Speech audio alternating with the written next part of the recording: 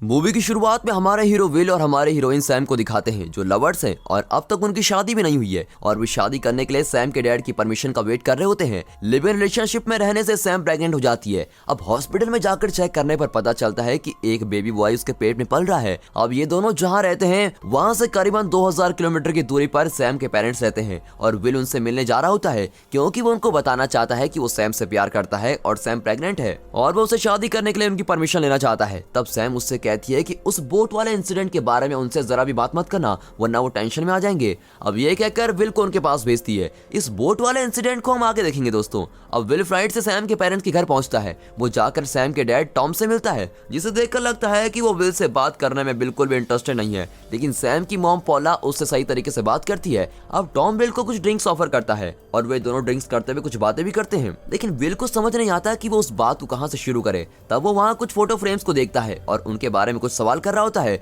फिर अचानक उसकी नजर एक बोट टॉय पर जाती है और वो उसको लेकर कहता है कि इस बोट को तो मैं कभी नहीं भूल सकता। और इस तरह जिस टॉपिक को सैम ने डिस्कस करने से मना किया था वो उसी बात को कह देता है। इस पर टॉम उसको डांटते हुए कहता है कि उसे तुम हाथ मत लगाना, जो ओरिजिनल बोट के साथ हुआ था वो इस बोट के साथ नहीं होना चाहिए, उसे वहीं रख दो। अब विल उसको नीचे रख देता है। एक्चुअली कुछ सालों पहले विल और टॉम एक साथ टॉम की उस बोट को लेकर सी में घूमते फिरते थे और तब एक दिन पब से ड्रिंक्स लेकर विल ने नशा किया और नशे में उस बोट को चलाया था और एक्सीडेंटली वो बोट पानी में डूब गई थी। अब इसीलिए उस बोट की याद में टॉम ने उसके जैसा दिखने वाला एक टॉय बना रखा था और विल के चलाने से वो बोट डूबी थी, इसलिए वो विल पर नाराज रहता है। अब डिनर करते समय टॉम कहता है, देखो विल, मेरा एक बेटा और बेटी है, मैंने अपने बेटी की शादी तो करा दी है, लेकिन उसके पहले मैंने मेरी डॉटर इन लॉ के सामने कंडीशन रखी थी, अगर आगे कोई प्रॉब्लम हो जाए तो मेरी प्रॉपर्टी वो क्लेम नहीं कर सकती है और मैंने उससे एक एग्रीमेंट पर साइन भी करवा कर रख लिया था और इसीलिए अगर तुम्हें मेरी बेटी से शादी करनी है तो तुम्हें भी ऐसा एग्रीमेंट पर साइन करना होगा। मेरी प्रॉपर्टी सिर्फ मेरी बेटी की है और मैं तुमको उसका कुछ भी हिस्सा नहीं दूंगा।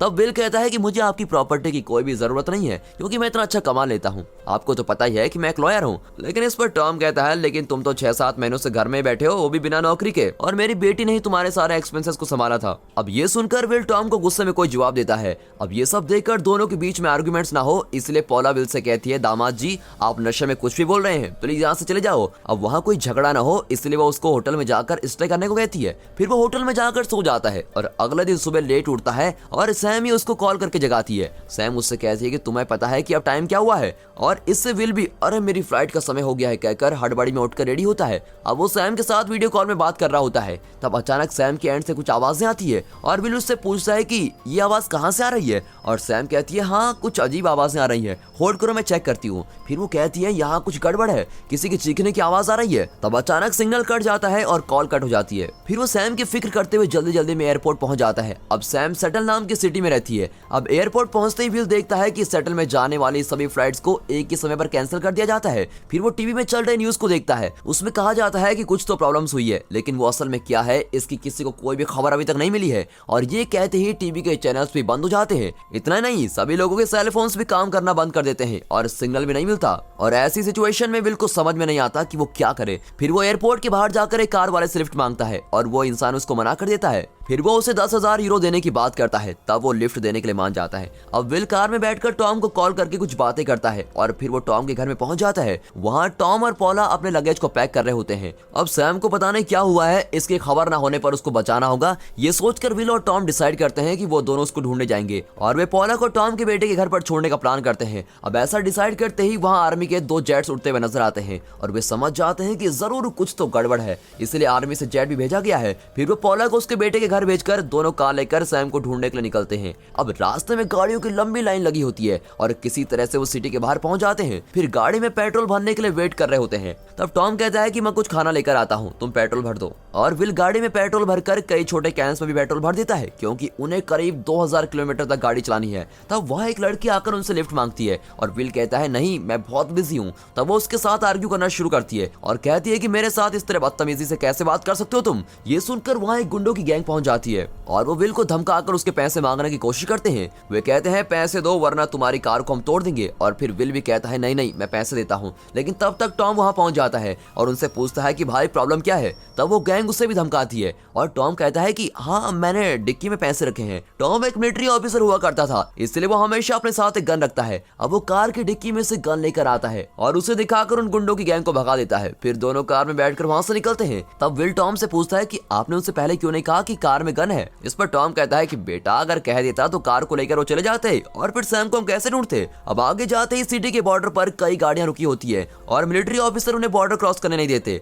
तब टॉम उनसे बात करता है और अपने मिलिट्री के कागज को दिखाकर और अपने मिलिट्री इन्फ्लुएंस को दिखाकर उनको कन्विंस करता है। फिर वे ऑफिसर्स भी सिर्फ टॉम की गाड़ी को बॉर्डर क्रॉस करने के लिए अलाउ करते हैं और वे भी आगे चलकर अपनी कार को तेजी से चलाते हैं। अब जाते समय वो एक चलते हुए मिलिट्री ट्रेन को देखते हैं जिसमें काफी सारे वेपन्स लोड होते हैं और तब टॉम कहता है कि जरूर कुछ बड़ी प्रॉब्लम हुई है और हमें जल्द से जाना होगा। फिर विल भी पूरी रात उस कार को चलाता है। अब रात के समय एक पुलिस जीप उनको फॉलो करती है और पुलिस उन्हें अपनी गाड़ी को साइड में रोकने को कहती है। फिर कार को साइड में रोककर जब विल कार से उतरकर बाहर जाने लगता है तब टॉम नोट करता है कि उस गाड़ी को चलाने वाला कोई पुलिस वाला नहीं है बल्कि वो एक चोर है जिसने पुलिस को मारकर उनकी गाड़ी को चोरी की है। अब टॉम चिल्लाने लगता है कि वो पुलिस नहीं है। ये सुनकर विल झुककर भागने की कोशिश करता है लेकिन वो चोर विल को पकड़ लेता है और वो उनसे गाड़ी और पेट्रोल की मांग करता है, लेकिन टॉम तुरंत गाड़ी को रिवर्स में ले जाकर उस आदमी को ठोक देता है और वो चोर फिर भी बचकर भाग जाता है। और फिर वो विल को कार में ले जाकर कार को तेजी से चलाते हैं। अब वो चोर इन्हें छोड़ता नहीं, वो भी अपनी गाड़ी चलाकर उन्हें फॉलो करता है और वहाँ चेजिंग शुरू होती है और वो कई बार उनकी गाड़ी को ठोकता है। और तब ऐसी टेंशन वाली सिचुएशन में भी टॉम विल को बंदूक चलाना सिखाता है। वो उसे बुलेट डालकर उसे पुल करो, एम करो, शूट करो, इस ट्रेनिंग दिया जा रहा होता है और विल भी उसको शूट करता है, लेकिन इसका कुछ फायदा नहीं होता।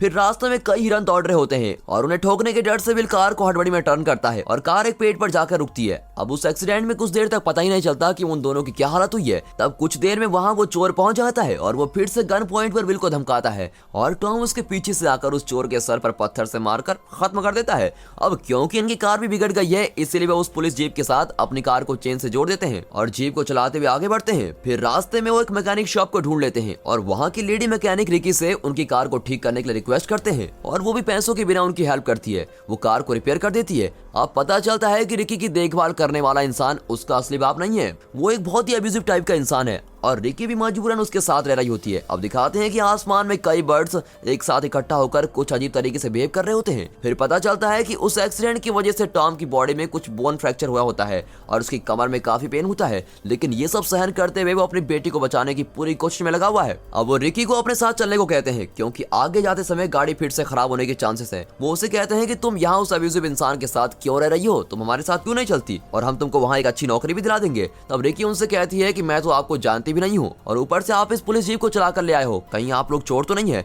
इस पर टॉम कहता है कि नहीं, मेरा नाम टॉम है और ये मेरे दामाद विल है, हम दोनों मेरी बेटी को बचाने जा रहे हैं, तुम्हें अगर भरोसा है तो तुम हमारे साथ आ सकती हो, मैं तुमको 40,000 यूरोज दूंगा। फिर वो कहती है नहीं, मुझे 1 लाख यूरो चाहिए और फिर वो दोनों भी राजी हो जाते हैं और वो अपनी मैकेनिकल टूल को साथ लेकर उनकी गाड़ी में बैठती है और वो निकल पड़ते हैं। अब जाते समय विल टॉम से कहता है कि यहाँ रास्ते में मेरी फ्रेंड मैक का घर है और वो सिर्फ मेरी नहीं बल्कि सैम की भी अच्छी दोस्त है, हम अगर उसके घर जाएंगे तो कुछ हेल्प मिल सकती है। और ये कहकर वो गाड़ी चलाता है और तब अचानक सामने से एक गाड़ी आती है और गलती से उसको ठोक देता है और फिर से एक्सीडेंट हो जाता है और इससे दूसरी कार में कुछ लोग मर जाते हैं। फिर वो देखते हैं कि वहाँ एक आदमी जिंदा है। तब टॉम कहता है कि यहाँ आसपास कोई हॉस्पिटल नहीं है और ये आदमी आधे घंटे तक ही जिंदा रह सकता है और हॉस्पिटल के डिवाइसेस भी काम नहीं करेंगे तो इसको वहाँ ले जाकर कोई फायदा नहीं है, इसलिए इसको यहीं छोड़ दो और हम निकलते हैं। अब ये कहते ही वो विल को गाड़ी में बैठने को कहता है और दोनों गाड़ी में बैठ भी जाते हैं, लेकिन रिकी उस आदमी को बचाना होगा ये कहते हुए वहीं पर रुक जाती है और तब सामने से दूसरी कार आकर रुकती है और उसमें से कुछ गुंडे आकर बाहर निकलते हैं। तब उनसे बचने के लिए विल जल्दी से अपनी गाड़ी को स्टार्ट करता है और साइड से चला रहा होता है। तब टॉम कहता है कि हम ऐसे रिकी को छोड़कर नहीं जा सकते, वो लोग उसे कुछ कर देंगे तो गलत हो जाएगा और रिकी भी उन गुंडों से छुपकर भाग कर आती है और कार में बैठ जाती है। अब किसी तरह ये एस्केप होकर वहां से निकलते हैं। अब आगे जाते समय गांव के बाहर लोगों ने उस गांव के एंट्रेंस को ब्लॉक कर दिया होता है। असल में हुआ यह था कि उस गांव में चोर इजीली अंदर जाकर वहां चोरी करने लगे थे और इसीलिए वहां के लोगों ने उस गांव को ब्लॉक कर रखा है ताकि कोई चोरी ना कर सके। तब वहां का पुलिस वाला उनकी कार को रोककर विल से कहता है कि देखो भाई, इस गांव में ना पेट्रोल है और ना ही पानी और यहाँ पर तुम्हें कुछ नहीं मिलेगा, तुम वापस चले जाओ। तब विल कहता है नहीं सर, यहाँ मेरी बेस्ट फ्रेंड रहती है और हम सब उससे मिलने आए हैं, आप चाहें तो आप अपने आदमी को हमारे साथ भेज सकते हैं ताकि आपको पता चल जाए, हम झूठ नहीं कह रहे हैं। इस तरह से वो उस पुलिस वाले को कन्विंस करता है और वो पुलिस वाला भी 4 आदमियों को उनके साथ भेज देता है ये चेक करने के लिए कि वो सच कह रहे हैं या झूठ। फिर जब वो मैक के घर पहुंचते हैं तब मैक भाग कर आकर विल को हक कर लेती है और ये देखते ही पुलिस वाले चले जाते हैं। अब मैक कहती है कि उसका हस्बैंड पास वाले गांव में गया था लेकिन अभी तक वापस नहीं लौटा और वो इससे टेंशन में आकर रोने लगती है। फिर वे वहां से जरूरी पेट्रोल, ड्रिंकिंग वाटर, खाने के आइटम सभी कुछ पैक करते हैं और मैक को कहते हैं डरो मत, तुम्हारा हस्बैंड जल्दी वापस आ जाएगा। अब वो रास्ते में कोई सर्कस ग्राउंड जैसी जगह को देखते हैं और वहां जाकर कुछ जरूरी चीजों को लेकर अपनी जर्नी को कंटिन्यू करते हैं। फिर आगे जाते समय एक जंगल दिखता है जहां आग लगी होती है और काफी सारे लोग अपने घरों को खोकर अपना सामान लेकर चलकर जा रहे होते हैं। अब उन्हें क्रॉस करके आगे जाते समय वहां एक ओल्ड लेडी कहती है मुझे बचाओ मुझे बचाओ, और उसको देखकर विल कार से उसकी हेल्प करने के लिए उतरता है। तब टॉम उसको रोकते हुए कहता है नहीं विल, तुम वहां मत जाना, हमें अपने काम पे ध्यान देना चाहिए। लेकिन विल उतरकर उस लेडी से बातें करने लगता है और तभी अचानक उस लेडी के पीछे से एक आदमी आकर विल को बंदूक दिखाकर उनकी गाड़ी और उनके पास होने वाले सारे पेट्रोल की मांग करते हैं और वो विल को मारता भी है। और फिर टॉम विल को बचाने के लिए गन लेने के लिए जाता है लेकिन उसकी कमर में जोर से पेन होने के कारण वो गन निकालते समय वहीं गिर जाता है और वो विल को नहीं बचा पाता। अब वो चोर उन पेट्रोल से भरे छोटे कैन को लेकर गाड़ी में बैठकर वहां से जाने लगता है। तब विल उससे रिक्वेस्ट करता है कि भाई एटलीस्ट एक कैन तो हमको दे दो, लेकिन वो चोर वहां से निकल जाता है। अब पेट्रोल के बिना ये गाड़ी इतनी दूर तक कैसे चलेगी, इसलिए अब ये तीनों कार में बैठकर उस चोर को फॉलो करते हुए जाते हैं और उसकी गाड़ी के टायर को शूट करते हुए पंचर कर देते हैं। अब उसकी गाड़ी भी पलट कर नीचे गिर जाती है और वहाँ फायर ब्रेक होने लगती है। तब विल तेजी से भागकर एक पेट्रोल कैन को लेने के लिए उस गाड़ी के पास जाता है और वहाँ जमीन पर पेट्रोल गिरने के कारण आग लग जाती है, लेकिन तब तक विल कैसे भी करके एक पेट्रोल कैन को लेकर आ जाता है और अब इस पेट्रोल से गाड़ी और 500 किलोमीटर तक चल सकती है। लेकिन वहाँ ब्लास्ट होने के कारण वे दोनों चोर उस कार में जोर से चीख रहे होते हैं और जलकर राख हो जाते हैं। अब उनकी चीख सुनकर रिकी बहुत इमोशनल हो जाती है और वो पागलों जैसा बिहेव करती है। फिर एक स्टेज के बाद वो कहती है कि मैं ऐसे इंसानों को लड़कर मरते हुए नहीं देख सकती, मैं तुम लोगों के साथ नहीं जाने वाली, मुझे यहीं छोड़ दो। अब ये कहकर वो वहीं उतर जाती है। फिर वे उसको वहीं छोड़कर अपनी जर्नी को कंटिन्यू करते हैं। तब टॉम की तबीयत और ज्यादा बिगड़ने लगती है और वे दोनों समझ जाते हैं कि टॉम ज्यादा देर तक जिंदा नहीं रह पाएगा। अब ऐसी सिचुएशन में विल टॉम से कहता है कि मैं आपसे कुछ जरूरी बातें करने के लिए यहाँ आया था। तब टॉम कहता है कि हाँ मैं जानता हूँ कि तुम क्या कहने वाले हो, और विल कहता है कि एक्चुअली मैं काफी समय से आपसे बात करने की कोशिश कर रहा था, आपको ये बात पता नहीं है। और इस पर टॉम कहता है कि हाँ मुझे पता है कि तुम बाप बनने वाले हो और मेरी बेटी माँ बनने वाली है और उसके पेट में एक बेबी बॉय भी है। तब विल सरप्राइज होकर कहता है ओह माय गॉड, ये आपको कैसे पता, जरूर सैम ने ही आपसे कहा होगा। तब टॉम कहता है कि उस दिन जब तुम आर्ग्यू करके गए थे तब सैम ने पॉला को कॉल करके बात बताई थी और मुझे एक क्यूट ग्रैंडसन मिलने वाला है, देखो वो बिल्कुल मेरे जैसा ही होगा, ऐसे वो खुशी खुशी कह रहा होता है। और तब जाकर विल को चैन मिलता है क्योंकि इतनी देर से विल यही सोच रहा था कि अगर वो ये बात कहेगा तो टॉम कैसा रिएक्ट करेगा, लेकिन अब सब कुछ ठीक हो जाता है। फिर विल टॉम से सैम से शादी करने की परमिशन ले लेता है और टॉम कहता है कि तुम मेरी बेटी को बचाने के लिए बहुत ही काबिल इंसान हो और तुम एक भले इंसान भी हो और मेरे दामाद बनने लायक भी हो। और ये कहते कहते वो बेहोश हो जाता है और फिर वो अपनी आंखें नहीं खोलता, लेकिन वो कुछ बड़बड़ाता रहता है। अब आगे एक ब्रिज आता है और उनकी कार के आगे और पीछे दो कार आकर रुकती है और साइड में एक बाइक भी आकर रुकती है और उन गाड़ियों में से कई गुंडे उतरते हैं। तब टॉम उससे कहता है कि कार को रिवर्स लेकर चलो और विल भी कार को रिवर्स लेता है और बड़ी तेजी से चलने लगता है, लेकिन वे बाइकर गैंग उन्हें फॉलो करने लगते हैं और तब विल उन दोनों बाइकर्स को शूट कर देता है। अब आगे और पीछे से दो गाड़ियां आकर इनकी कार को ठोकने का ट्राई करती है और तब टॉम अपने पेन को सहन करते हुए धीरे से अपनी गन को हाथ में लेकर एम करता है और विल से कहता है कि मैं बोलूंगा तभी तुरंत गाड़ी को टर्न कर देना। अब ये कहते ही वो एक पॉइंट पर गाड़ी को टर्न करता है और चांस मिलते ही टॉम उस कार को शूट कर देता है। फिर विल जल्दी से अपनी गाड़ी को उस गैप से होकर आगे लेता है और फिर विल खुश होकर कहता है थैंक गॉड हम बाल बच गए। लेकिन फिर वो टॉम को देखता है तो टॉम मर चुका होता है। फिर थोड़ी दूर चलने पर कार का पेट्रोल भी खत्म हो जाता है और उस कैन में थोड़ा सा पेट्रोल बचा होता है। अब उस पेट्रोल से कार सिर्फ 15 किलोमीटर तक ही चल सकती है, लेकिन विल उस पेट्रोल का सही यूज करना चाहता है। वो सोचता है कि टॉम की बॉडी इस तरह डीके नहीं होनी चाहिए, इसीलिए वो उस कैन के पेट्रोल को पूरी गाड़ी के ऊपर डाल देता है और उस पूरे कार को टॉम की डेड बॉडी के साथ जला देता है और वहीं उसका अंतिम संस्कार कर देता है और फिर वो हार माने बगैर आगे बढ़ता है। अब चलते समय कई गाड़ियों से लिफ्ट मांगता है और एक गाड़ी उसके पास आकर रुकती है। उस गाड़ी को चलाने वाले के पास गन होती है। विल उससे कहता है कि देखो तुम मुझे गलत मत समझना, मैं सिएटल सिटी में मेरी गर्लफ्रेंड को ढूंढने जा रहा हूँ, इसलिए मुझे तुम्हारी हेल्प चाहिए, प्लीज मुझे लिफ्ट दे दो। तब वो आदमी कहता है कि अपनी गन मुझे दे दो और फिर मैं तुमको लिफ्ट दे दूंगा और विल भी उसे अपनी गन देता है। फिर वो गाड़ी में बैठता है और देखता है कि पीछे उस आदमी की वाइफ और बेटी बैठी हुई है। अब विल सोचता है कि इसने गाड़ी को रोककर मुझे लिफ्ट क्यों दी, जरूर कोई तो बात होगी। असल में वो आदमी लगभग 18 घंटों से लगातार गाड़ी को चला रहा होता है और अब उसे बहुत थक लग रही थी, इसलिए उसको किसी आदमी की जरूरत थी, इसलिए उसने विल को लिफ्ट दी ताकि वो गाड़ी चला सके। फिर विल उसे कहता है कि रास्ते में मेरे डैड का घर है, हम वहाँ चल सकते हैं। और वहाँ पहुंचकर वो डोर से हेलो हेलो चिल्लाता है, लेकिन कोई रिस्पॉन्स नहीं मिलता। फिर वो घर की चाबी एक फ्लावर पॉट के अंदर से निकालकर डोर ओपन करता है और फिर वो उन्हें ऊपर वाले कमरे में लेकर जाकर रेस्ट करने को कहता है। फिर वो किचन में जाकर देखता है तो वहाँ पर 10-15 दिनों तक चलने वाला खाने का सामान होता है। वो उनसे कहता है कि ये सभी आइटम्स आप लोग यूज कर सकते हैं और यहाँ एक पुरानी गाड़ी भी है और तुम उसे रेडी करके उसे भी ले सकते हो और आप लोगों के लिए थोड़ा सा पेट्रोल भी मैंने उस गाड़ी में भर कर रखा हुआ है। यहाँ आपके लिए सारी सुविधाएं हैं और आप लोग यहाँ आराम से रह सकते हो।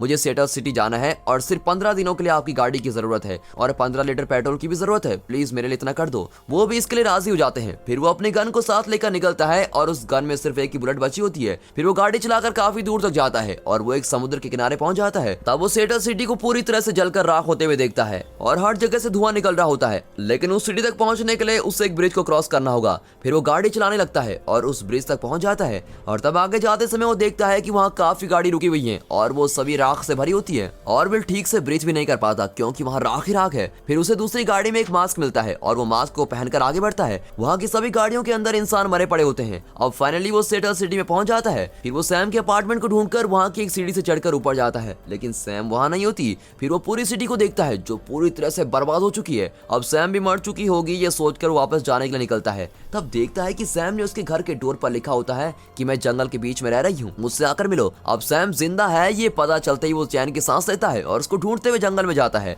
तब उसे वहाँ एक कैबिन दिखता है। अब कैबिन के पास जाने पर कैबिन में से जेरमा नाम का एक आदमी बाहर आता है और उसे गन दिखाकर रुकने को कहता है। तब वहाँ सैम आकर विल को पुकारती है और भागकर उसको गले लगाती है और दोनों किस भी करते हैं। असल में जेरेमिया सैम का नेबर होता है और सैम के प्रेग्नेंट होने के कारण वो उसको कैबिन में लाकर उसकी हेल्प कर रहा होता है। फिर रात को दोनों बातें करते हैं और मरने वाले लोगों के बारे में सोचकर बड़े इमोशनल हो जाते हैं। फिर रात को 1 बजते ही दोनों जेरेमिया के साथ बातें करते हैं और ड्रिंक्स भी करते हैं। अब विल उनसे पूछता है कि असल में वहाँ क्या हुआ था, लेकिन उन्हें इसके बारे में कुछ भी नहीं पता होता। तब सैम कहती है कि जरूर कोई नेचुरल डिजास्टर हुआ होगा। तब जेरेमिया कहता है नहीं, ये कोई नेचुरल डिजास्टर नहीं है, हमारी सिटी में किसी ने एटम बम फेंका था और वो आगे भी फेंक सकते हैं। लेकिन विल इस पर विश्वास नहीं करता और वो स्ट्रांगली कहता है कि ये नेचुरल डिजास्टर ही है। और फिर जेरेमिया कुछ अजीब तरीके से बातें करने लगता है, लेकिन वो इसमें इंटरेस्टेड नहीं होते। फिर विल सैम को कहता है कि चलो अब सोने चलते हैं। फिर सुबह होते ही विल उठकर बाहर जाता है। तब वो जेरेमिया को उसकी कार में कुछ खोजते हुए देखता है और विल उसको जाकर पूछता है कि तुम यहाँ क्या कर रहे हो। इस पर वो कहता है कि नहीं नहीं, मैंने तुम्हारी कार में से कुछ नहीं निकाला, यहाँ 2 बच्चे आए थे, शायद वो कोई आइटम्स लेकर गए होंगे। फिर वो कहता है चलो मेरे साथ, मैं तुम्हें दिखाता हूँ। और विल भी उसके साथ जंगल के बीच में जाता है।